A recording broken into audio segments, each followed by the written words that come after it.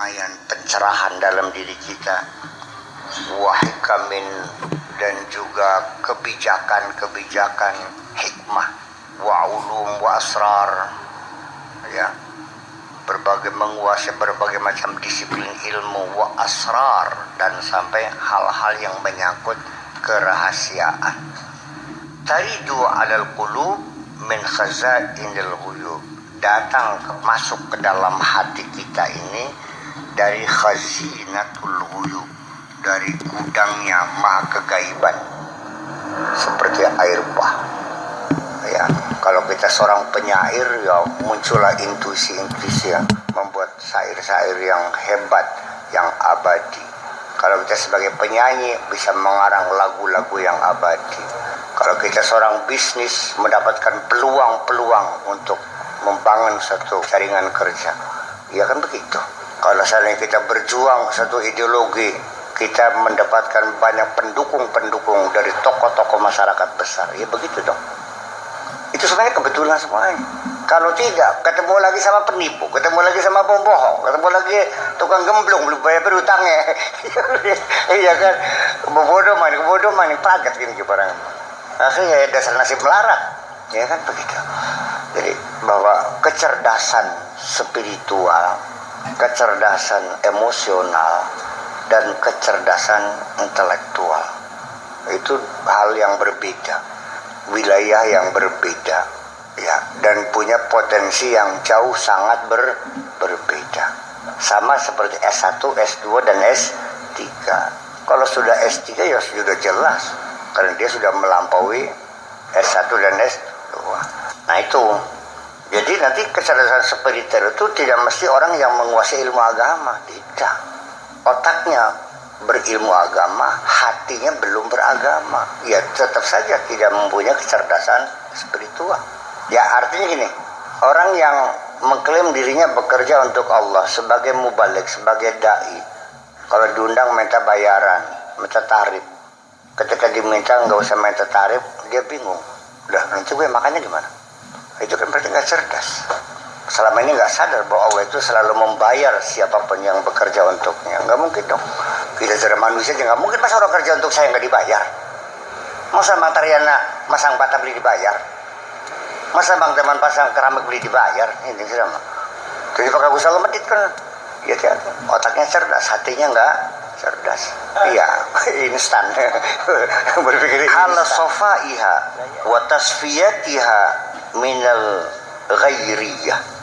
Yaitu dalam kondisi kapan kita jadi cerdas, menjadi hebat, jiwa kita tenang, pencerahan, transparan, transandental, wawasan pengetahuan yang luas. Jadi orang-orang sufi, orang-orang yang ini pasti nggak mungkin orangnya bodoh dong. Masa waliullah bodoh? Nggak mungkin dong. Masa waliullah goblok? Sudah mana kok dipaham-paham bah. Ya wali ya cerdas. Ya kalau yang nggak mandi-mandi, pakai baju tepang camping, yang nggak pernah potong kuku, ya itu mah bukan wali, itu masih proses, itu mah proses, entah nyampe entah enggak, paham enggak? Itu dalam proses pembunuhan diri, ya, untuk berusaha untuk mencapai tingkat fana, menghabisi nafsunya, itu dengan seperti itu. Itu salah satu metode saja, tapi saya kan tidak menggunakan semacam itu, ngapain? Saya lebih memilih jalan melalui pemahaman. Makanya saya buka diskusi, ayo sampai pagi juga nggak ada masalah. Kalau belum puas silakan berdiskusi, daripada saya nyuruh kami pakai baju compang camping supaya orang gila, ngapain? Kita punya metode yang lebih canggih lagi kok. Punten bikin mah. Iya, ya memang, tapi ujung-ujungnya mah ya kecerdasan orang tuh nggak bisa dibikin sih. Ujung-ujungnya dari sononya, iya kan? Tapi ingat ini, asal kamu punya keinginan yang kuat, lalu sering melakukan exercise, latihan, nanti ibaratnya seperti jalan setapak. Kita ke hutan, membawa pedang, hanya membudah ranting-ranting, ya kan susah jalannya, ya kan. Tetapi kalau sering dilewati orang berulang-ulang, kan makin lebar, lama-lama kan jadi jalan tol. Maka dalam proses tentang masalah pengembangan saraf dalam otak kita juga sama seperti jalan setapak dulu. Dulu baca kulu saja, ngapal 3 hari ngapal-hafal. Iya, tapi karena terus ulang-ulang, ya ujung-ujungnya 1 juz bisa 1 malam selesai. Yang saya bisa 1 malam 1 juz, subuh ngapalin, maghrib ngapal, subuh selesai 4 juz. Ya tapi waktu itu mungkin bukan itu, tapi saya didukung oleh karena ketika saya menghafal Quran, saya maknanya sudah paham. Jadi alur cerita itu mendukung hafalan, lain dengan orang yang nggak paham maknanya, ya mungkin yang menghafalkan seperti lagunya Michael Jackson yang nggak tahu artinya. Ya kan gitu saja. Jadi percayalah bahwa itu juga asal banyak exercise, banyak latihan, ya dengan bertapanya, dengan puasanya, dengan berzikirnya, dengan banyak melakukan kebaikan-kebaikan, menolong orang yang susah. Ya, saya kira itu juga merupakan satu latihan untuk menumpas egoisme itu. Tidak mesti harus nggak makan-makan, tapi juga banyak kita berbuat baik, menyantuni anak yatim, menolong orang miskin, ya kan gitu, membantu orang yang susah, membantunya orang yang sakit. Itu juga dalam rangka menumpas egoisme kita, sehingga pada akhirnya kita sudah lupa, tidak pernah memikirkan diri kita sendiri. Nah, ketika kita sudah tidak memikirkan diri sendiri, percayalah engkau sudah dipikirkan oleh Allah. Ya, kan?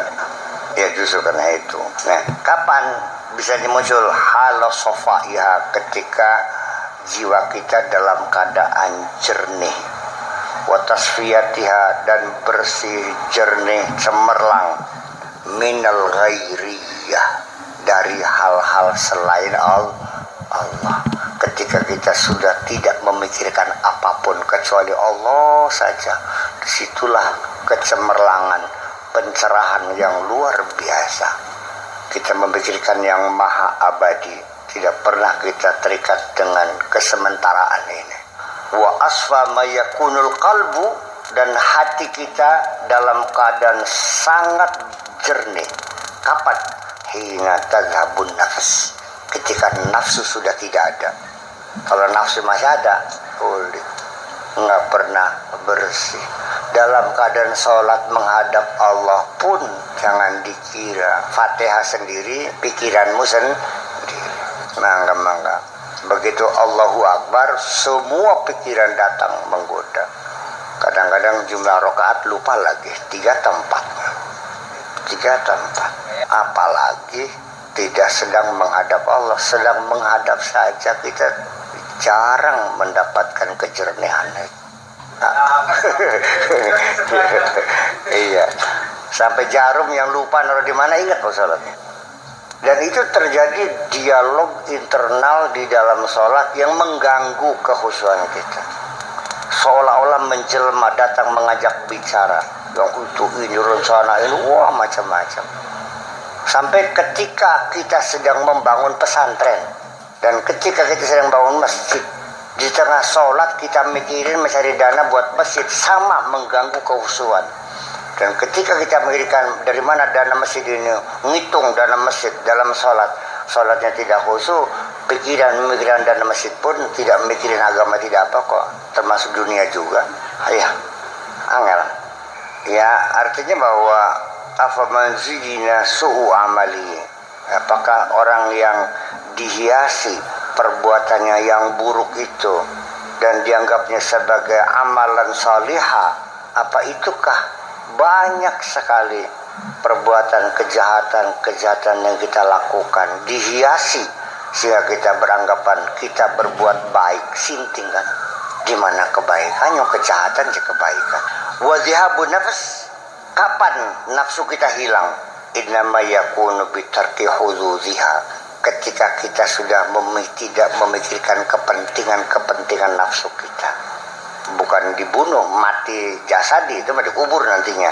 Membunuh nafsu itu adalah ketika kita sudah tidak lagi memikirkan kepentingannya. Kepengen tersohor, tidak. Kepengen kaya, tidak. Kepengen disegani, tidak. Kepengen sakti, tidak. Jadi kepengen apa? Tidak kepengen apa-apa. Jadi apa saja? Ya saya mah hanya siap melaksanakan apa yang sudah ditentukan oleh Allah. Selesai. Mungkin nggak Anda tidak ingin apa-apa? Mungkin pada detik-detik terakhir, ketika cekak kleker. udah tidak ingin apa-apa, tapi itu sudah terlambat, sudah lewat. Tidak mesti orang yang uangnya banyak ingin apa-apa. Justru orang yang tidak punya uang juga itu yang paling banyak ingin apa-apanya. Ingat gak cerita seorang santri yang belajar sama seorang waliullah di tepi pantai? Iya kan gitu. Iyainya ini sehari-harinya hanya menjala. Apa jala tuh bahasa Indonesia tuh? Jala. Ngeprak jala. Setiap hari makanan waliullah ini sedapatnya ikan. Kalau dapat ikan ya makan, kalau enggak ya enggak makan. Dan kalau dapat pun yang dimakan yang seperlunya, sisanya buat orang. Sudah bertahun-tahun saat ini berguru sama wali ini. Mungkin ilmunya sudah ketimba semuanya. Akhirnya sang santri ini kepengen belajar kepada guru yang lebih tinggi lagi. Minta petunjuk, kepada siapa saya berguru yang lebih hebat dari tuan guru ini. Iya kan? Sana katanya di Syria, di Damaskus. Berangkatlah dia ke sana. Katakan saja namanya Syekh Abdullah. Dicari mubok-mubok nggak ada, nggak ketemu. Sampai akhirnya ada juga satu-satunya orang yang nama Abdullah di situ. Setelah datang ke rumahnya nggak masuk akal. Guru saya tukang jala ikan di laut. Sekarang yang lebih hebat lagi kan dalam pikiran dia kan rumahnya mungkin pakai karton atau pakai daun ya. Ternyata rumahnya seperti istana. Ya kalau sekarang di Jakarta yang 40 miliar tuh harganya. Rumahnya Inul aja 10 miliar ya. Tapi rupanya penasaran ya. Ya udah kalau menang tunggu aja deh. Sebab kata satpamnya nggak ada lagi rapat gitu dengan raja.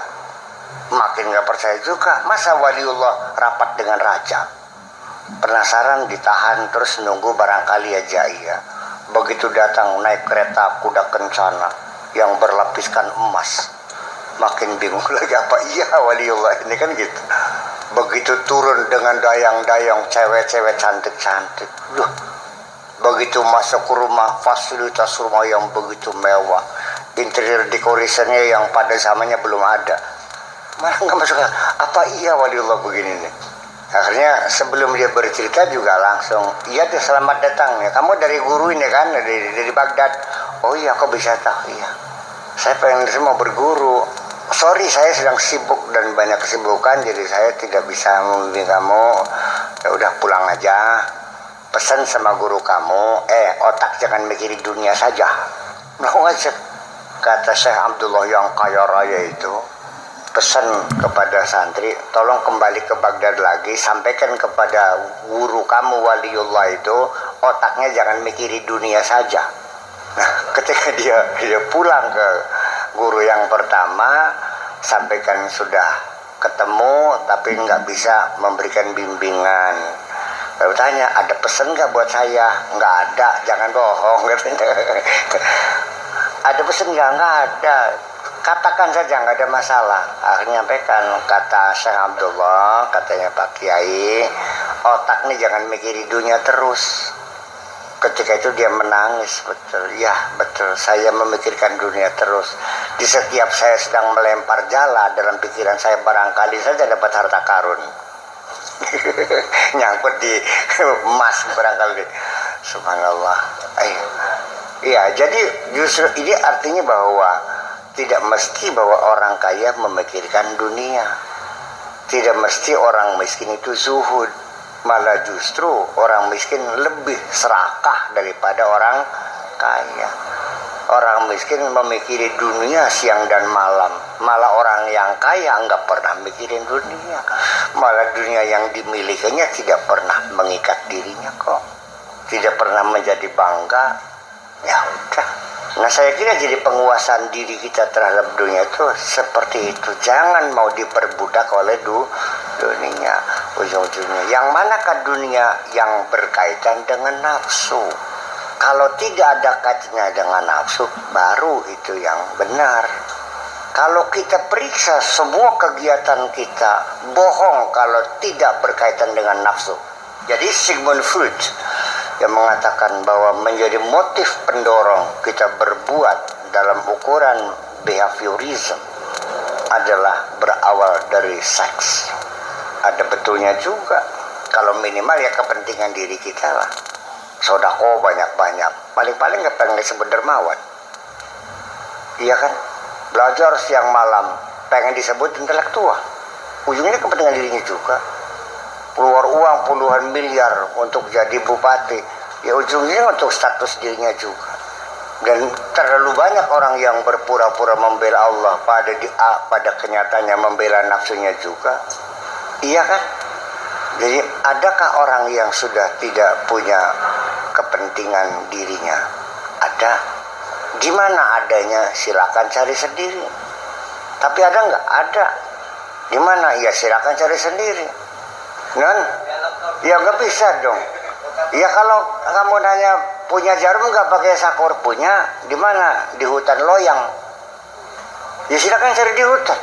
Ada nggak? Ada yang saya naroko. Di mana? Ya di hutan. Bisa ketemu nggak? Ya bisa secara kebetulan. Jadi ujung-ujungnya mah ketemu sama orang bener nih lebih banyak kebetulannya. Apa saya nggak lelah mencari orang benar? Salam dunia nih. Maroko, Aljazair, Libya, Tunisia, saya cari orang benar. Ya ketemunya kebetulan juga, dan kebetulan juga hanya sekali ketemu kok. Saya itu sudah nggak ketemu lagi. Ngeri kan? Ya, sekali ketemu itu, ya ini ada tugas juga dari kedutaan gitu. Saya bilang, Syekh, namanya Syekh Mukhtar, tolong dong ngajarin gue gitu. Iya, coba. Bilang, oke besok aja hari Minggu, besok hari Minggu. Biasa kan besoknya datang, pintunya tutup, di gedung nggak dibuka, kata tangganya baru dikubur dari pagi. Iya kan, yang lain mah ya hanya tukang sulap kok. Ini tukang sulap aja, bohong-bohongan aja. Ya sulap mah saya juga bisa sulap-sulapan. Iya, yang disebut oleh kamu kesaktian itu kan tukang sulap ujung-ujungnya. Bahwa persoalan kesaktian nggak mesti orang benar, orang jahat juga bisa sakti. Ya buktinya orang kafir bisa ilmu sihir kok. Orang bisa sihir kan sakti nggak? Bisa. Kok bisa paku bisa masuk dalam perutnya kamu, kok gimana? Kok nggak sakti? Sholat juga enggak, puasa juga enggak. Kok bisa ngirim paku ke dalam perutnya orang? Apa nggak sakti? Sakti. Nah itu. Jadi ujung-ujungnya ya, kalaupun ketemu secara kebetulan. Kalau Allah belum saatnya memberikan hidayah kepada kamu. Ketika ketemu dengan orang benar pun kamu tidak akan mengakuinya. Paling ngecek sih kan. Ya, Kiai Dalban. Padahal mau kunci ngasih lagi. Ngambil beli. Yang disanjung-sanjung malah itu Kiai Dalban. Ya apa saya nggak kecewa ketika orang begitu bicara hebat. Bapak-bapak, ibu-ibu sekalian. Ketahuilah istri kita adalah titipan Allah. Perlu kita sayangi, perlu kita urusin, perlu kita berikan kecukupan lahir batin. Itu titipan Allah. Hebat ngomongnya. Begitu saya intip di rumahnya lagi mukuli bininya, lagi digampari rabinya. Gitu kan. Iya, makanya jangan percaya dengan ungkapan-ungkapan seperti itu. Dan ujung-ujungnya kalau kamu sedang memperhatikan seorang wali, dia juga tahu dan dia juga akan menyembunyikan diri. Ujung-ujungnya kamu tidak akan percaya. Ciri ini bakal wali kok, bakal nginung belum ngotakan kiwe, anak sih yang ngotakan kiwe. Kalau wali itu nggak pernah kecing berdiri. Ketika ada kamu, sengaja kecingnya berdiri supaya kamu jangan percaya. Sebab status mereka itu adalah tersembunyi dan disembunyikan. Jadi bukan konsumsi publik, ini bukan.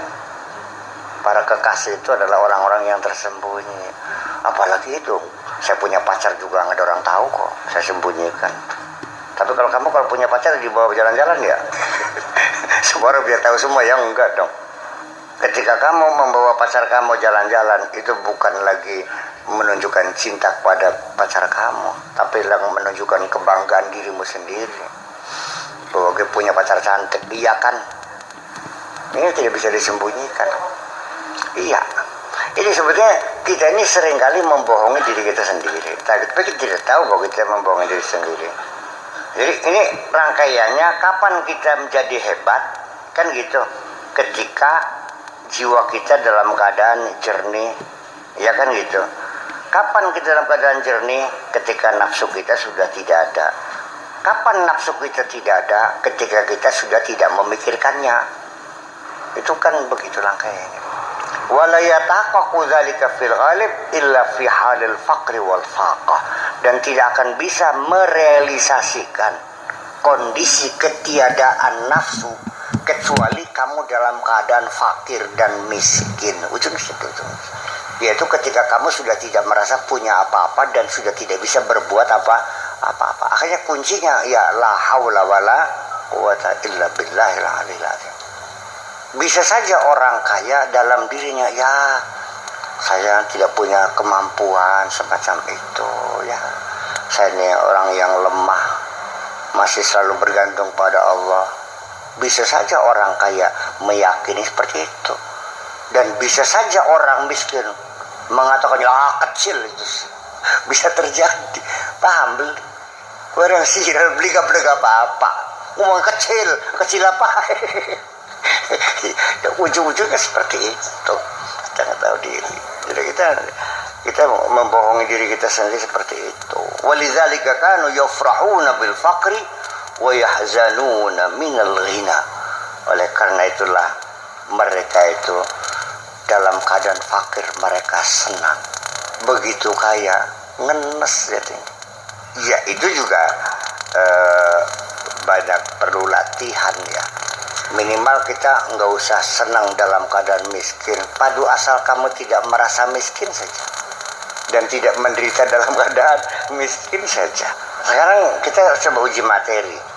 Apa betul bahwa ketika kita punya fasilitas yang memadai dengan gaji yang tinggi, deposito yang jumlahnya besar, ya kan, kendaraannya banyak,